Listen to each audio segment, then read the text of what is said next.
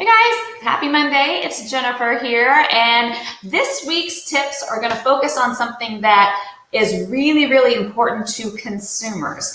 And we're talking here about skills, not just, services you provide and things to your clients, but you need to be working on certain skills to make yourself a really good realtor. And one of the skills that is when you do surveys of home buyers and sellers, one of the things they say is most important to them is negotiation.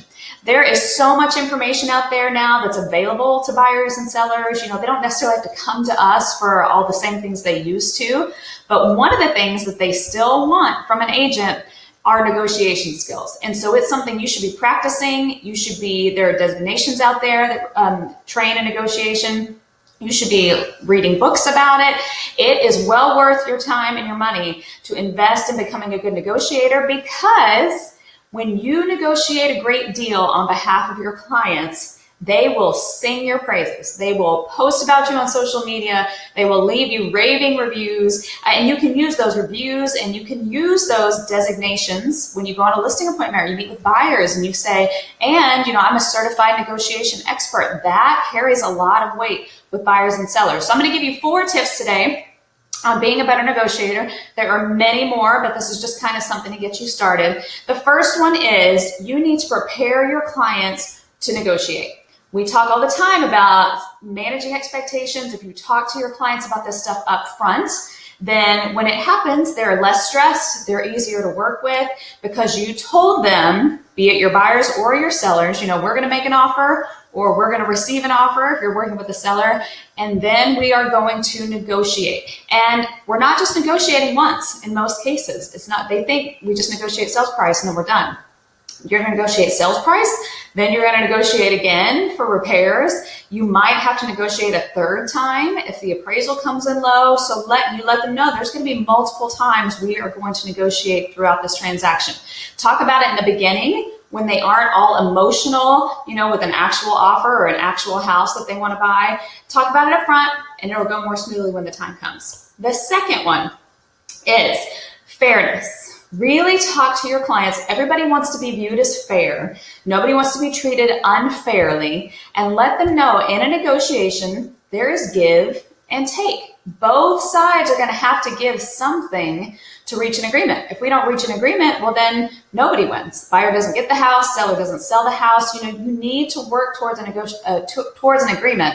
And that means both sides have to give. If your clients are, drawing a line in the sand, they're being stubborn, they won't give on anything, let them know the other side is going to view that as we're being treated unfairly, and they're probably going to pick up their ball and go home. So really use the word fairness. We think this is a fair offer based on what other homes have sold for. We think it's fair if we come down on sales price, but you move up the closing date, then we think that's fair. Use the word fair and you can get a lot farther in your negotiations, and use it with your clients to help move them along to where they need to be. The third one, think about things from the other side. So always coach your clients on putting themselves in the other side's shoes. If you have a buyer who wants to make just a ridiculously low offer on a house, say, okay, well, put yourself in the seller's shoes. This was your home and every other house in the neighborhood was selling for, about this price. Would you accept an offer that came in way down here? And their answer is going to be, well, no. If they don't expect the other side, if they wouldn't do it, if they were in their shoes, then they can't really expect the other side to do it. Same goes with the seller. If they want to price it way too high.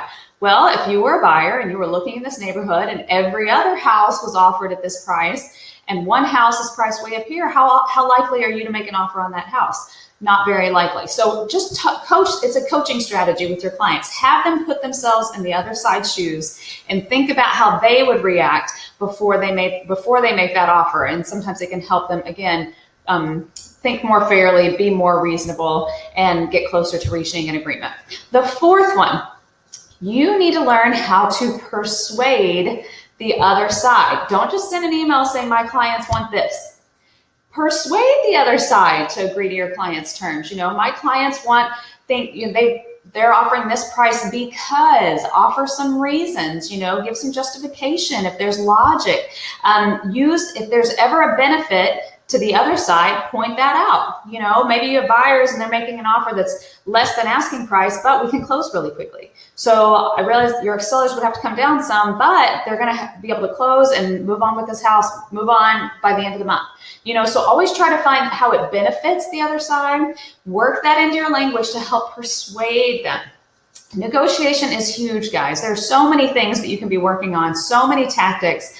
Again, I highly recommend you get designations in it, you take trainings in it, because if you can get good at getting your clients what they want out of a transaction and actually getting to an agreement, you know, getting them the most you can while also, you know, getting enough from the other side, they still come to the table. That is when you will have really happy clients, and happy clients equal more business. So hope that helps you this week. As always, if there's anything you want us to go over, I'm all ears. Just reply back to this email and let me know if there's anything you're struggling with in your business. I hope you have a great week, and I will see you soon.